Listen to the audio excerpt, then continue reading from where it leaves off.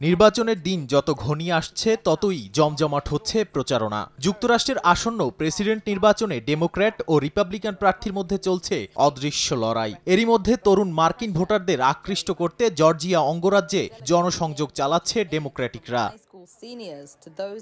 বর্তমানে জেনজি প্রজন্ম সবকিছুতে এগিয়ে আছে। এই প্রজন্মই নেতৃত্ব দিতে চলেছে আগামী বিশ্বকে। তাই এই সুযোগটাই গ্রহণ করেছে ডেমোক্রেটিক শিবির। এরই ধারাবাহিকতায় একদল জেনজি প্রতিনিধি দিয়ে তরুণ ভোটারদের আকৃষ্ট করছে তারা। জর্জিয়াকে বলা হয় মার্কিন রাজনীতির দোদুল্যমান অঙ্গরাজ্য, একই সঙ্গে নির্বাচনের যুদ্ধক্ষেত্র হিসেবেও অভিহিত করা হয়। আর এ কারণেই এই অঙ্গরাজ্যটিকে লক্ষ্যবস্তু হিসেবে নির্ধারণ করেছে তারা।